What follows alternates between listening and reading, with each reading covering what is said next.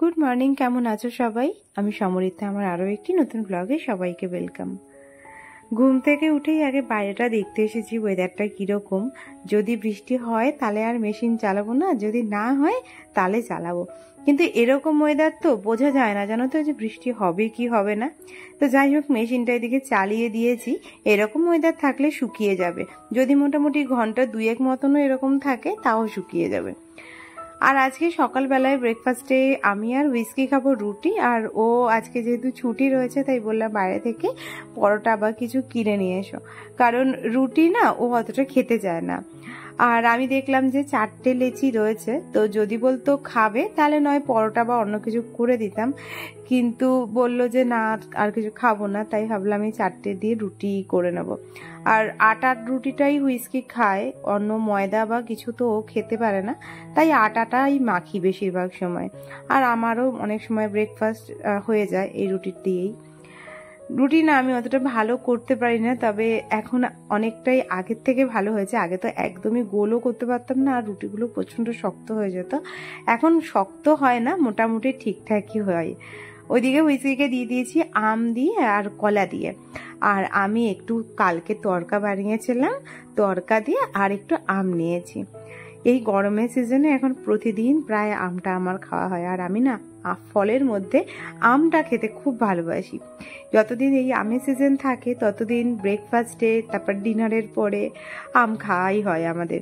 ও গেছে বাজারে, আস্তে আস্তে আমি ঘরটরগুলো ভালো করে ঝাড় দিয়ে পরিষ্কার করে নিয়েছি। আসলে এই ছুটির দিনগুলোতে না কাজ করতে করতে দেখি অনেকটাই লেট হয়ে যায়। যতই তাড়াতাড়ি করে করি তাও দেখি খেতে খেতে সেই 2-2:30-এর বেশি হয়ে যাচ্ছে। তো বাজার থেকে আসতেও একটু সময় লাগে, কারণ আমাদের না সপ্তাহে একদিনই বাজার হয়। যদি শনি রবিবার ছুটি থাকে তো হয়তো শনিবারটাও যায়, কিন্তু বেশিরভাগ সময়তেই রবিবারটাই যায় বাজারে। আর সারা সপ্তাহের বাজারটা, তারপরে সবজি, মাছ, হুইস্কি, চিকেন সবই আনা হয়, তো সেই জন্য একটু দেরি হয় বাজার থেকে আসতে। তারপরে আবার ধরো কিছু জিনিস আমাদের এই বাজারে পাওয়া যায় না, মানে আমাদের বাড়ির সামনে যে বাজারটা রয়েছে ছোট বাজার, ওখানে না সব জিনিস অনেক সময়ই পাওয়া যায় না। ওই জন্য দূরে যে আরেকটা বড় বাজার রয়েছে সেই বাজারটাতেও যেতে হয়, ওটাতে গেলে আবার আরও একটু দেরি হয়। তো এদিকে আমি ঘরটা ভালো করে ঝাড় দিয়ে নিয়েছি, ঘরগুলোকেও ঝাড় দিয়ে নিয়েছি, নিয়ে এবার ভ্যাকিউম করে নেবো। তবে ভ্যাকিউম আর পুরো করব না, ওই অল্প অল্প কোণগুলো একটু একটু করে নেব। ও বাজার থেকে চলে এসেছে, এসে দেখছে আমি কাজ করছি বলে, তাই বললো মাছগুলোকে ধুয়ে দিচ্ছি। এখানে 2-3 রকমের মাছ এনেছে, দেখো এই যে বাটা মাছ এনেছে, এই মাছটা ওই বেশি ভালো খায়, বাটা মাছ। তো যখনই বাজারে দেখতে পায় তখনই নিয়ে আসে। যদিও আমাদের সমস্ত বাজার থেকেই কেটে কুটে নিয়ে আসে, শুধু বাড়িতে এনে একটু পরিষ্কার করে ধুয়ে নিলেই হয়ে যায়। তো ওই দিকে মাছগুলো ধুচ্ছে দেখে আমি ভাবলাম ঘরটাও একবারে মুছে নিই, কারণ ওই পরে আবার মুছতে গেলে দেখি এত বেলা হয়ে যায়, তখন আর আমার ইচ্ছে করে না দুপুরবেলার সময় যে স্নান করব, পুজো দেব, নাকি খাবার দেব, নাকি আবার ঘর পরিষ্কার করব।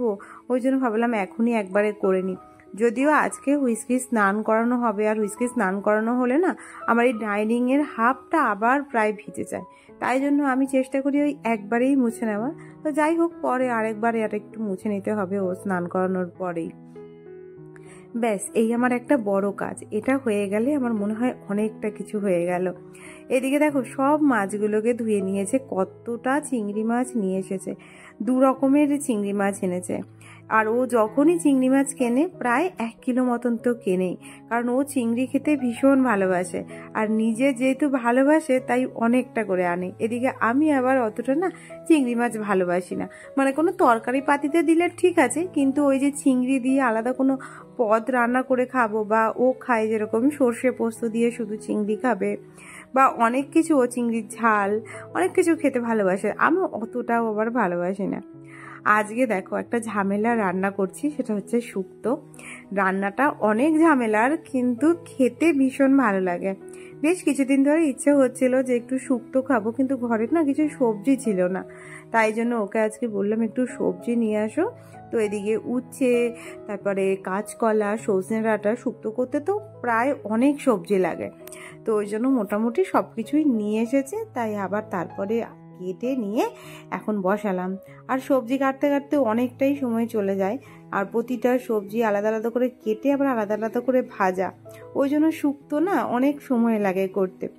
একটু বড়িও ভেজে নিলাম, আর এবারে সাদা তেল দিয়ে এবার 5 ফোড়ন আর একটু রাঁধুনি ফোড়ন আর তেজপাতা এই সবটা ভালো করে ফোড়ন দিয়ে ভেজে নিয়ে একটু আদাও দিয়েও ভেজে নিয়ে তারপর আবার সব সবজিগুলো দেব।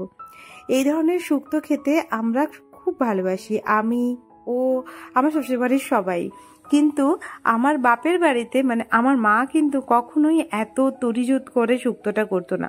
বেশিরভাগ সময় ওই কালো শুক্তো করতো, যাতে আলাদা আলাদা করে আর সব সবজি ভাজা হতো না। তবে আদা জিরে না 5 ফোড়ন রাঁধুনি এগুলো বাটা দিত, কিন্তু আলাদা আলাদা করে সব সবজি ভেজে এই যে আমি দুধ দিয়ে যে করি এটা কিন্তু মা করে না। আমি এখানে বেশ কিছুটা দুধ একটু গরম করে নিয়েছি, তার সাথে অল্প একটু জল দিয়েছি, যাতে না একদম মানে ঘন ঘন না হয়ে যায়, একটু যাতে পাতলা পাতলা থাকে সেই জন্য।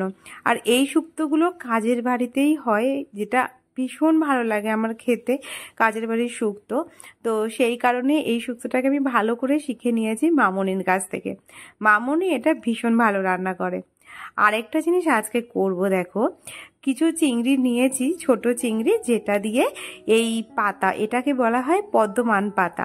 তোমরা কে কে চেনো জানিও, আমি তো ফার্স্ট টাইম দেখলাম, এবারে মামনি পাঠিয়েছে এই পাতাটা। এই অনেকটা পাতা পাঠিয়েছে, এর আগে একদিন করেছিলাম ভাতে দিয়ে ভাপিয়েছিলাম, আর আজকে এমনি করব।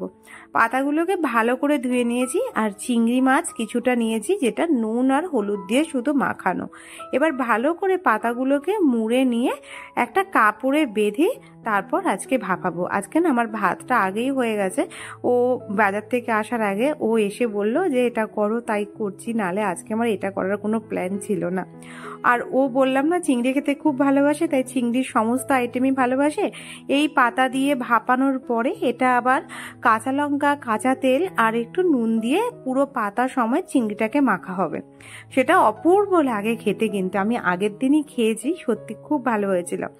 আর আজকে এই যে আরেকটা কড়াইতে গরম জল বসিয়েছি, আর একটা ফুটো ফুটো থালা ওর উপরে দেবো, তারপরে ওটাকে ভাপা বসাবো। এদিকে দেখো আমার শুক্তোর সব সবজিগুলো সেদ্ধ হয়ে গেছে, তাই বড়িগুলোকেও দিয়ে দিলাম।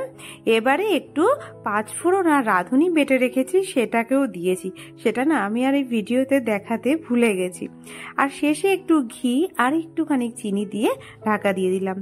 আর এদিকে দেখো জলটা ফুটে গেছে, এবার এই থালাটা বসিয়ে এর মধ্যেই এই যে চিংড়িটা দিয়ে এবার চাপা দিয়ে মোটামুটি 20 মিনিট মতন রাখলেই হয়ে যাবে। তবে এটা না ভাতে দিয়ে করলে বেশি ভালো হয়, মানে যখন ভাতটা ফোটে ঠিক তখন দিয়ে তারপর ভাতটা যখন হয়ে যাবে তখন আবার তুলে নিয়ে তারপরে যদি মাখা হয় সেটা বেশি ভালো লাগে খেতে। আর একটু ইলিশ মাছ ভেজে নিচ্ছি দুজনের জন্য দুটো, আমি তো চিংড়িটা খাবো না, তাই জন্য বললাম আলাদা করে একটু মাছ ভাজি। আর ইলিশ মাছ ভাজাটা খেতে তো খুবই ভালো লাগে। ব্যাস এবার খেয়ে নেব। এই দেখো শুক্তোটা না চেয়েছিলাম একটু ঝোল মতন করতে, কিন্তু একদম প্রায় শুকিয়ে গেছে, কিন্তু খুব ভালো হয়েছিল খেতে। তো চলো আজকের মতন ভিডিওটা তাহলে এখানেই শেষ করছি। সবাই খুব ভালো থেকো, সুস্থ থেকো, সাবধানে থেকো।